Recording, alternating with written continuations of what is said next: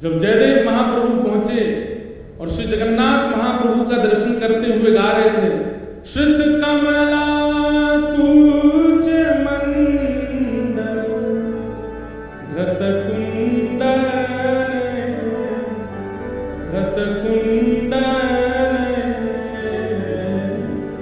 कलित ललित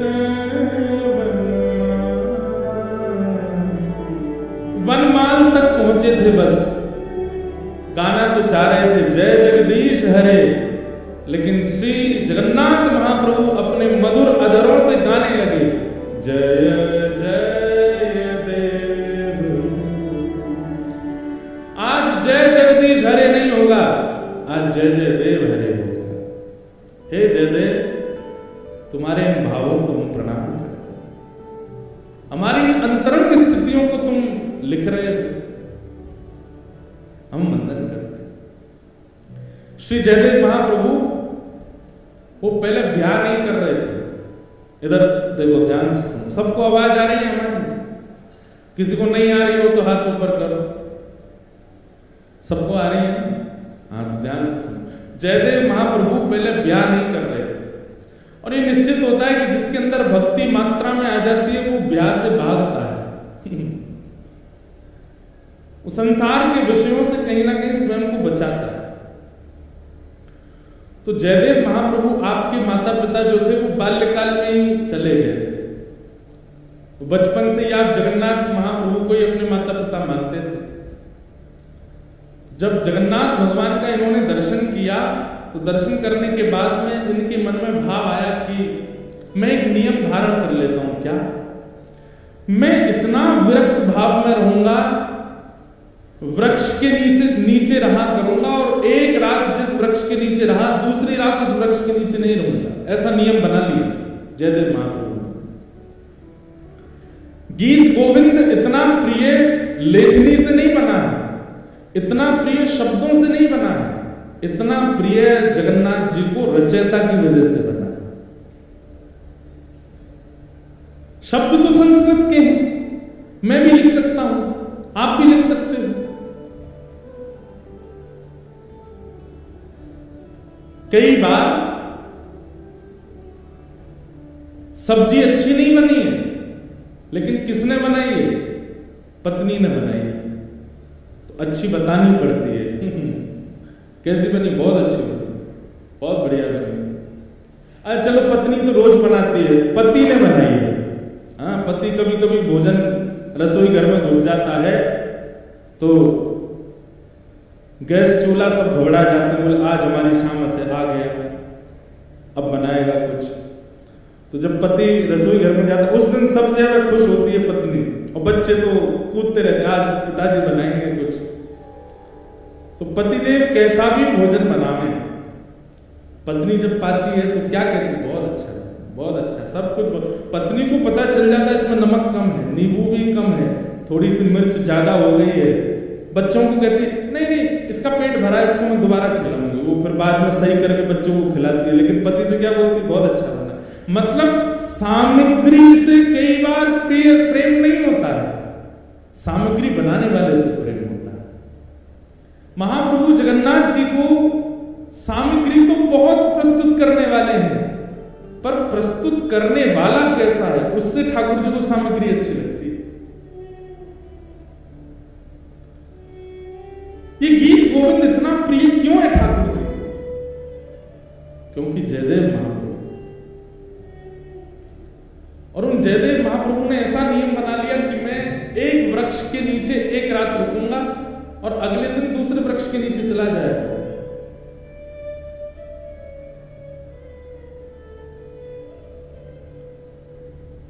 महाप्रभु जगन्नाथ जी को बड़ी चिंता रहती है जयदेव जी की। उनको लगा कि बताओ, मेरा इतना प्रिय जयदेव, उसकी रचना मुझे इतनी प्रिय कि ठाकुर जी आज भी गीत गोविंद ओढ़ के सोते हैं, हृदय से लगा के सोते हैं। अरे भाई, कोई प्रेम का निर्वहन 10 साल कर ले, 20 साल कर ले, 50 साल कर ले, 60 साल कर ले। श्री जगन्नाथ महाप्रभु 1000 साल से अपने प्रेम का निर्वहन कर रहे हैं। एक भी रात पिछले 1000 सालों में ऐसी नहीं गई है जिसमें महाप्रभु जगन्नाथ जी गीत गोविंद को लपेट करके ना सोए।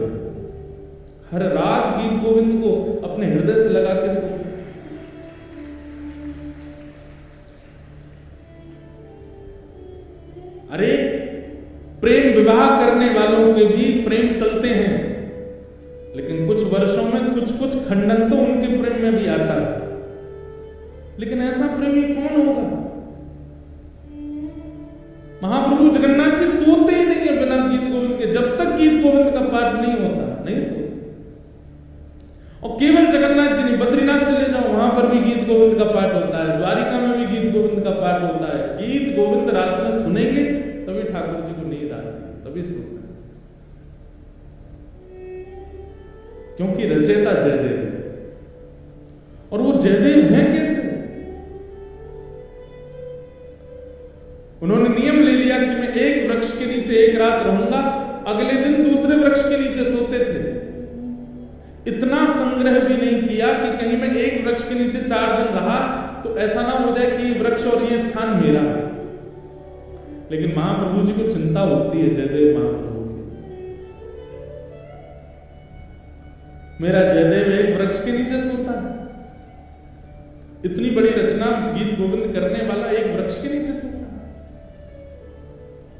तभी श्री जगन्नाथ जी ने एक योजना बनाई, और एक सुदेव नाम का ब्राह्मण था। उस सुदेव ब्राह्मण के कोई संतान नहीं थी।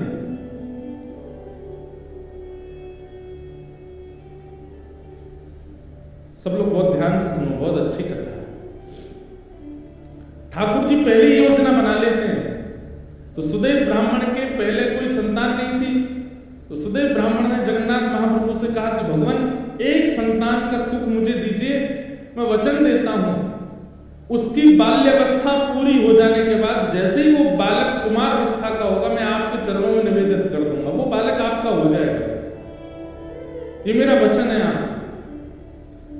तो जैसे ही भगवान ने देखा कि भाई ये जयदेव महाप्रभु एक ही वृक्ष के नीचे रहते हैं, तभी ठाकुर जी ने विचार किया कि हम कैसे इनके इस वृक्ष के नीचे रहने वाले सिस्टम को दूर करवाएं।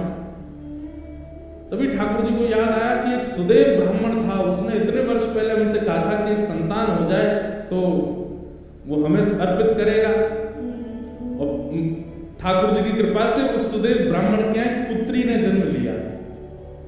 महाप्रभु जी ने विचार किया कि उसकी पुत्री अब विवाह के योग्य हो गई। महाप्रभु जी ने उसको स्वप्न दिया सुदेव ब्राह्मण को, और स्वप्न में जाकर के उसको याद दिलाया, तुमने हमसे कहा था एक संतान होगी तो तुम हमको अर्पित करोगे, तुम्हारी बेटी हुई, अब भूल गए अपना वचन। अगले दिन ही सुदेव अपनी बेटी लेकर के महाप्रभु जगन्नाथ जी के सामने गया। जय जय, मेरी धृष्टता क्षमा, मैं भूल गया था कि पुत्री आपको अर्पित करनी। मेरी पुत्री, आप इसको स्वीकार करें। जैसे ही उसने प्रणाम किया, महाप्रभु जगन्नाथ जी उसके अंतस्थ में आ गए और बोलने लगे, बोले अब ये हमारी हो गई तो हम जहां जाएंगे वहां इसको लेके जाओ, हम जहां चाहेंगे वहां इसको दे आओ। बोले आज्ञा करो। बोले एक वन में एक जयदेव महाप्रभु हैं, गीत गोविंद की रचना जिन्होंने की, उनसे जाकर के अपनी बेटी का ब्याह कर दो। पद्मावती नाम था उनका। तो सुदेव ब्राह्मण बोला, भगवान वन में रहते हैं बेटी। बोले अब ये तुम्हारी बेटी नहीं तो तुम चिंता क्यों कर रहे हो? तुम्हारी बेटी होती तुम चिंता करते ना कि जमाई हमारा कैसा, घर है कि नहीं है, परिवार है कि नहीं, संपत्ति। अब तो ये हमारी हो गई, अब इसके पिता हम हैं, हम इसके लिए योग्य वर ढूंढ चुके हैं, उससे जाके ब्याह करो इसका। और जो आज्ञा भगवान, बिल्कुल संशय नहीं है मेरे चित्त में, मैं ब्याह कर दूंगा। और जाते जाते जगन्नाथ महाप्रभु, सुनो, तुम अपनी बेटी लेकर के संबंध कराने आए हो, ऐसा बिल्कुल मत बोलना। ये कहना महाप्रभु जगन्नाथ जी ने भेजा है और उन्होंने ही आज्ञा की है कि आपको इनसे ब्याह करना पड़ेगा। ठाकुर जी को कितनी चिंता हो रही है कि जयदेव जी का घर बन जाए, जयदेव जी की झोपड़ी हो जाए। सुदेव ब्राह्मण अपनी पुत्री पद्मावती को लेकर के पहुंचे। श्री जयदेव महाप्रभु एक वृक्ष के नीचे बैठे थे, तो प्रणाम किया। जयदेव महाप्रभु, कहिए भगवान कैसे आना है? बोले भगवान आप सुयोग्य हैं और मेरी बेटी आपके बिल्कुल योग्य है, मैं अपनी पुत्री का आपसे विवाह करने के लिए आया। और ये मैं अपनी पुत्री का विवाह करने इस भाव से नहीं आया कि मैं इनका पिता हूं। महाप्रभु जगन्नाथ जी ने मुझे स्वप्न देकर के आज्ञा दी कि आप इनको स्वीकार करो। जयदेव महाप्रभु उठ खड़े हुए, हंस करके बोले जगन्नाथ प्रभु तो बोलेंगे खुद ने तो 16,108 किए हैं, उनको क्या कमी है, वो तो 10-5 हजार और कर लें तो भी उनको कोई दिक्कत नहीं, वो तो कर्तुम अन्यथा कर्तुम समर्थ परमेश्वर है, वो संभाल भी सकते हैं। पर मैं कैसे संभालूंगा इनको? मैं तो एक वृक्ष के नीचे एक रात रहता हूं, फिर दूसरे वृक्ष के नीचे दूसरी रात गुजारता हूं, तीसरे पर मेरा कोई ठिकाना नहीं है। और भाई इनको रखने के लिए तो बहुत व्यवस्थाएं करनी पड़ जाएंगी, मेरे भजन में बाधा हो जाएगी, मेरे चित्त में इतना भाव प्रेम नहीं उमड़ पाएगा फिर ठाकुर जी के प्रति। क्षमा करें महाप्रभु, भले ही जगन्नाथ जी ने इनको भेजा। अब देखो ये अधिकार प्रेमी व्यक्ति को प्राप्त होता है। हम आप होते तो घबरा जाते, वो जगन्नाथ जी ने कहा फिर तो मानना पड़ेगा, फिर तो करना पड़ेगा, फिर तो स्वीकार होना ही चाहिए। लेकिन जयदेव महाप्रभु इतने जानते हैं ठाकुर जी को, इतना प्रेम है उनका, बोले महाप्रभु जी से कहो कहीं और व्यवस्था देखें इनके लिए, बाकी सारी आज्ञा उनकी स्वीकार है पर ये स्वीकार नहीं है, हम बयान नहीं कर पाएंगे।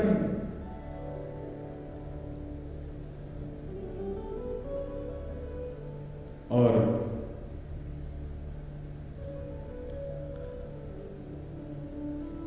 श्री जयदेव महाप्रभु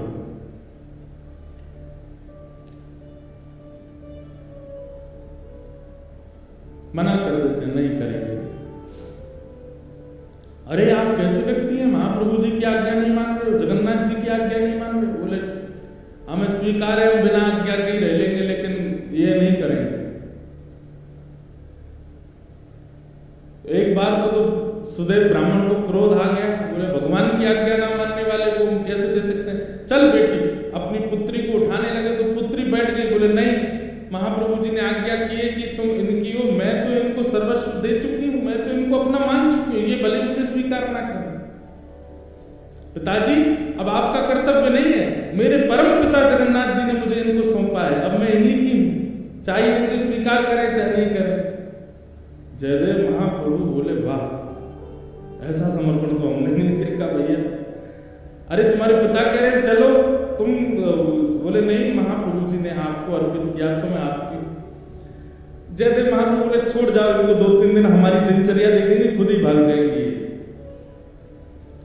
लेकिन पद्मावती का ऐसा त्याग, जयदेव महाप्रभु अगर उस वृक्ष के नीचे बैठे हैं तो उनके सन्मुख वाले वृक्ष पर बैठ जाती और उनको अपलक नेत्रों से देखती, जैसी दिनचर्या।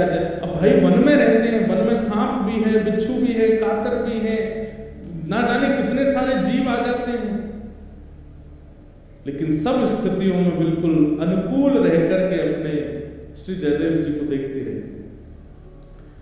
3 दिन बाद जब वो नहीं जा रही, अब देखो कितनी अच्छी बात है, 3 दिन बाद जब वो पद्मावती वापस लौट करके नहीं गई तो श्री जयदेव महाप्रभु ने मन में विचार किया कि ये इसकी जिद नहीं है, ये श्री जगन्नाथ प्रभु अपना अधिकार दिखा रहे हैं मुझको कि देखो मेरा तुम पर कितना अधिकार है, मैं जिससे चाहूंगा तुमको उससे ब्याह करना ही पड़ेगा। और ये बात सोच करके श्री जयदेव महाप्रभु रोने लगे कि ठाकुर जी मुझको कितना अधिकार मानते हैं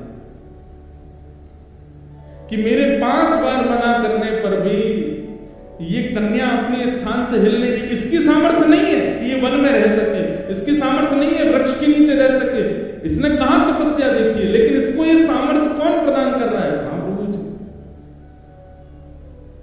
जयदेव महाप्रभु ने जब इसको अधिकार माना कि ये जगन्नाथ जी का अधिकार है मेरे ऊपर, और अधिकार मान करके पद्मावती से कहा मैं तुम्हारा वरण करूंगा, चल। और तब पद्मावती से ब्याह किया, और ब्याह करने के बाद कहा देवी अब तुम तो ऐसे वृक्ष के नीचे रहती अच्छी नहीं लगती, चल। और फिर बंगाल का जन्म था महाप्रभु जी का। अब पता नहीं, अब ऐसा भी कहते हैं कि वो स्थान उड़ीसा में ही आता है, कि कहते हैं पहले बंगाल में था, उड़ीसा में ऐसा कुछ है। केलुबिंद नाम का एक स्थान है, और वहां अपनी पत्नी के साथ गए और गांव के बाहर ही एक झोंपड़ी बना करके अपनी पत्नी के साथ जयदेव महाप्रभु रहते थे। अब ठाकुर श्री जगन्नाथ जी को शांति पड़ी, यहाँ अब ठीक है, झोंपड़ी में रहता है, अब कम से कम धूप, वर्षा, सर्दी, गर्मी, जीव जंतुओं से सुरक्षित तो है, कोई दिक्कत नहीं। महाप्रभु जी ने, जयदेव महाप्रभु महाकाव्य गीत गोविंद की रचना की।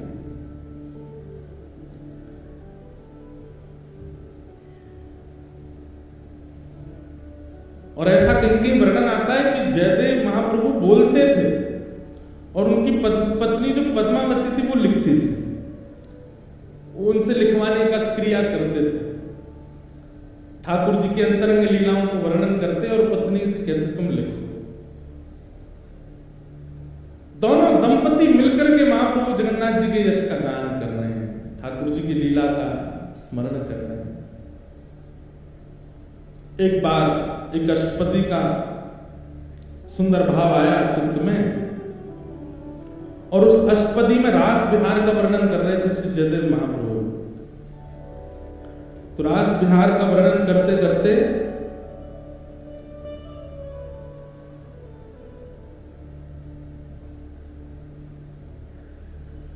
वदसि यदि किंचिदपि दंतरुचि कौमुदी हरति तरति मिरत मति घोरम। ये अष्टपदी का प्रारंभ इससे प्रारंभ होता है। सुंदर रास विहार का वर्णन कर रहे थे और रास विहार का वर्णन करते करते उनके मन में एक सुंदर भाव आया, क्या? भण मृषण वाणी करवाणी चरणद्वयम् सरसल सलद तत्कसुरागम स्मरगर खंडनम मम शिरसि मंडनम देहि पद पल्लव मुदारम। अब इस भाव में ऐसा वर्णन है कि ठाकुर जी किशोरी जी के साथ रास विहार कर रहे हैं और रास विहार करते करते ठाकुर जी आते हैं और थकी हारी किशोरी जी बैठी हैं और किशोरी जी को थके हारा जान करके ठाकुर जी मन में सोचते हैं कि आज मैं अपने मन की इच्छा पूरी करूं। क्या है मन की इच्छा? वो ठाकुर जी की मन की इच्छा है कि मैं एक बार किशोरी जी के दोनों चरण पकड़ करके अपने सिर पर धरूं, और किशोरी जी करने नहीं देती। ठाकुर जी किसी ना किसी कौतुक से प्रणाम कर लेते हैं, सिर कभी कभी माथे नीचे धर लेते हैं किशोरी जी के चरणों में, लेकिन ठाकुर जी का क्या मन है कि जो पैर का तलवा है, ऐसे किशोरी जी के दोनों पैर ये बैठी हों और इनके दोनों पैर पकड़ के ऐसे अपने सिर पर धरो। अब देखो कितनी गंभीर बात है, ध्यान से सुनना। जयदेव महाप्रभु नेत्र बंद करके चिंतन कर रहे हैं और चिंतन करते करते उनको दृश्य क्या दिखा कि ठाकुर जी ने देखा किशोरी जी थकी हारी बैठी है एक शिला पर, और तुरंत ठाकुर जी सोचते हैं आज अच्छा समय है, किशोरी जी के दोनों चरण उठा करके अपने श्री मस्तक पर रख लूं। जयदेव महाप्रभु कहते कहते रुक गए। और रुक क्यों गए? बोले कहीं ऐसा तो नहीं कि ठाकुर जी और किशोरी जी के इस भाव को मैं जो देख रहा हूं मेरी पत्नी किसी अन्य भाव में ले जाए। कहीं ऐसा नहीं हो कि इसके चित्त में यह भाव आ जाए कि ये परमात्मा है, ये साक्षात जगत नियंता जगदाधार त्रिलोकी स्वामी है, जो इतने आसक्त हो गए किशोरी जी के प्रति कि उनके दोनों चरण उठा करके अपने सिर पर रख रहे हैं। कहीं इसके चित्त में कोई अन्य भावना तो नहीं आ जाएगी?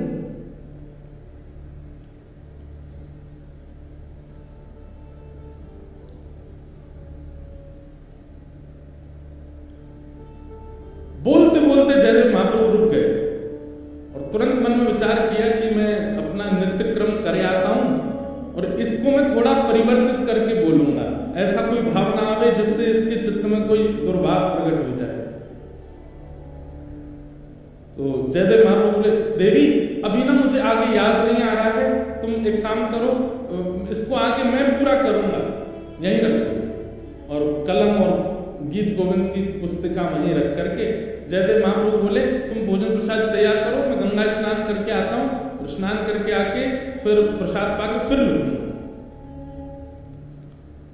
ठीक है। अब वो चली गई प्रसाद बनाने, जयदेव महाप्रभु चले गए गंगा स्नान करने। इतने में ठाकुर जी ने मन में विचार किया कि इस भाव को लिखने में इनको संकोच क्यों हो रहा है।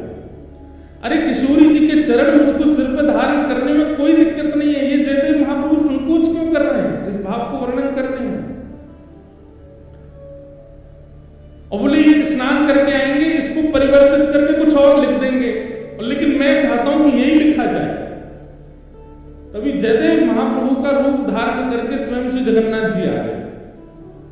और जयदेव महाप्रभु के रूप में जैसे आए, पत्नी बोली बड़ी जल्दी स्नान कर आए।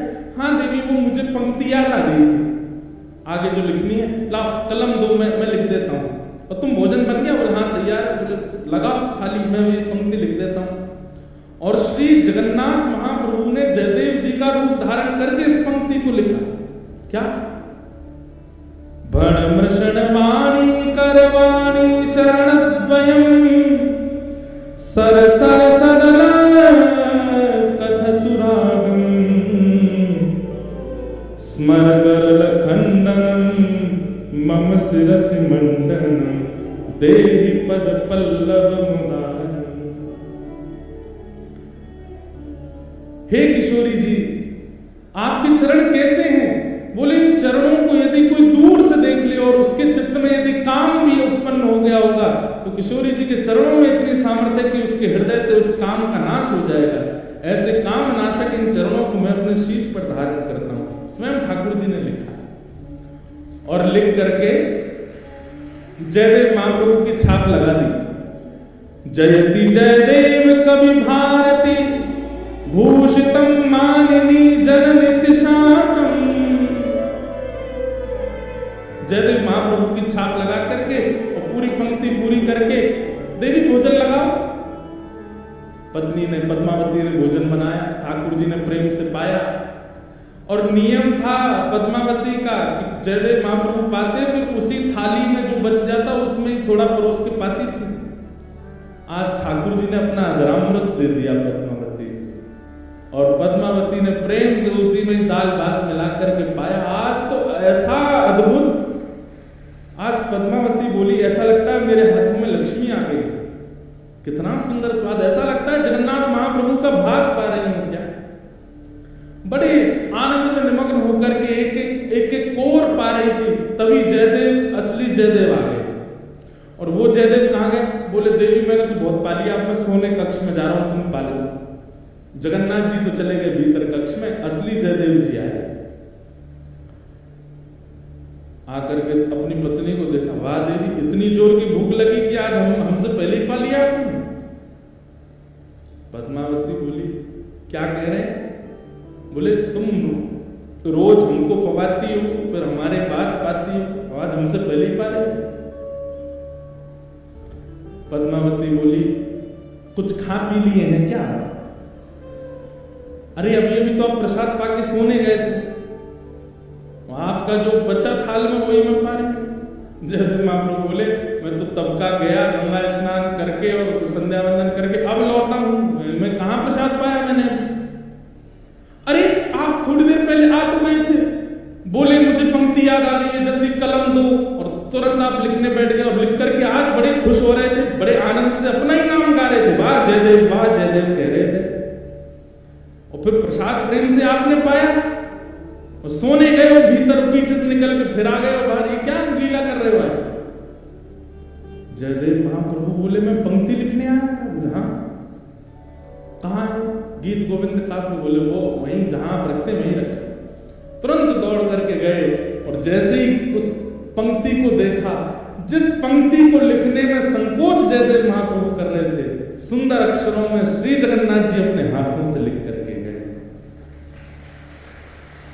और जब अंतिम पंक्ति पढ़ी, जयति जयदेव कवि भारती, जयदेव की जय जय हो, जो भारत में ऐसा भूषण रत्न जयदेव प्रकट हुआ उसकी जय जय।